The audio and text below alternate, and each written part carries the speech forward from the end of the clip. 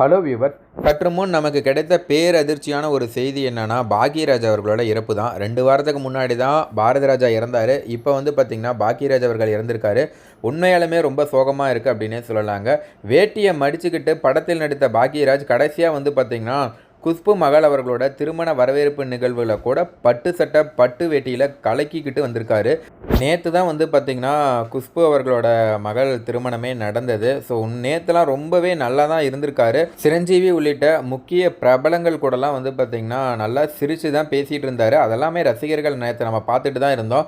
இன்றைக்கி காலையில் திடீர்னு இப்படி ஒரு செய்தி கேட்டவுடனே ரொம்ப சோகமாக இருக்குது அப்படின்னே சொல்லலாங்க.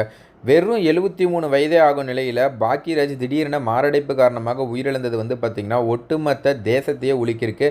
காரணம் என்னென்னா, இப்போ 73 வயது நம்ம பெருசுன்னு சொன்னாலுமே நல்லா இருந்தாருங்க. நேற்று நல்லா இருந்தார், இன்றைக்கி இல்லை அப்படிங்கிறது தான் பார்த்திங்கன்னா பயங்கரமான ஒரு சோகமாக இருக்குது.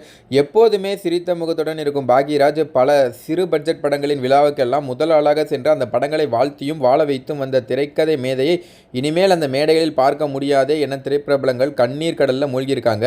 எல்லாருக்குமே தெரியுங்க. அதாவது ரொம்ப சிம்பிள். ஏதாவது ஒரு சின்ன படம் இருக்குது அப்படின்னா அதெல்லாம் யாருமே வரமாட்டாங்க. ஆனால் பாக்யராஜ் அவர்கள் சரி ஏதோ நம்ம வந்தாவது ஏதாவது 4 பேர் 4 செய்தியில் போடுவாங்க, அந்த படத்தை பற்றி 4 பேத்துக்கு தெரியும், அந்த ப்ரொடியூசர் அந்த ஹீரோலாம் கொஞ்சமாச்சும் முன்னேறுவாங்க அப்படிங்கிற ஒரு நல்ல எண்ணத்தில் தான் அவர் பார்த்திங்கன்னா எல்லாத்துலேயுமே போய் கலந்துப்பார். நீங்கள் பாருங்கள், நிறைய சின்ன பட்ஜெட்டில் அவர் கலந்துருப்பார். ஸோ 85 வயதை கடந்த நிலையில் இயக்குனர் இமயம் பாரதி ராஜா இந்த மாத தொடக்கத்தில் உயிரிழந்தது ஒட்டுமொத்த தமிழ் சினிமா துறையையும் சோகத்தில் அழுத்தியது.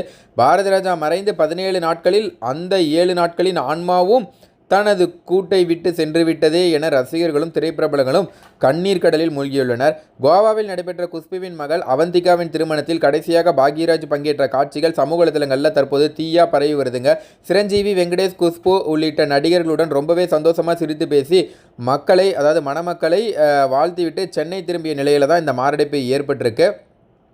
ஸோ சென்னை கிரீம்ஸ் சாலையில் உள்ள அப்பல்லோ மருத்துவமனையில் உடனடியாக சிகிச்சைக்கு அழைத்து சென்று பாக்யராஜ் அவர்கள் சிகிச்சை பலனின்றி பார்த்திங்கன்னா இன்றைக்கி காலையில் உயிரிழந்திருக்காரு. இது பெரும் பரபரப்பையும் ஏற்படுத்தியிருக்கு. அது மட்டும் இல்லாமல் ரொம்ப முக்கியமான ஒரு விஷயம் என்னென்னா, நேற்று கலந்துருக்காரு. ஸோ அந்த டயர்டு, அங்கே போயிட்டு வந்த டயர்டு, எப்படியா இருந்தாலும் அவர் பார்த்திங்கன்னா ஃப்ளைட்டில் தான் போயிட்டு வந்திருக்காரு. அந்த டயர்டு, அந்த விஷயமே பார்த்திங்கன்னா அவருக்கு ஒரு மாதிரியாக இருந்திருக்கு. அது மட்டும் இல்லாமல் நேற்றே அங்கெல்லாம் அவங்ககிட்ட பேசிட்டு குத்தாட்டம் போட்டுட்டு ஒரு மாதிரியாக இருக்குது, டயர்டாக இருக்குது அப்படிங்கிற மாதிரிலாம் சொல்லியிருக்காரு போல் அங்கேயே.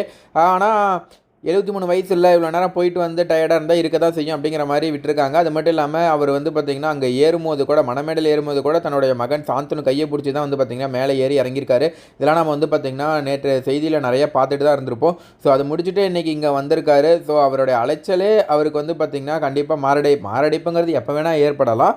ஆனால் நேற்றான அந்த அலைச்சலுக்கான காரணம் கூட இருக்கலாம் அப்படிங்கிற மாதிரி ஒரு சிலர் தங்களுடைய கருத்துக்களை பதிவிட்டு வராங்க. இது குறித்து உங்களோட தனிப்பட்ட கருத்து என்ன அப்படிங்கிறத கீழே கமெண்ட்டில் பதிவு பண்ணுங்கள். உங்களுக்கு பாக்யராஜ் அவர்கள் பிடிக்கும் அப்படின்னா மறக்காமல் இந்த வீடியோவை லைக் பண்ணிவிட்டு அவருடைய படங்கள், உங்களுக்கு பிடிச்ச படங்கள் என்ன அப்படிங்கிறத கீழே கமெண்ட்டில் பதிவு பண்ணுங்கள். தேங்க்யூ.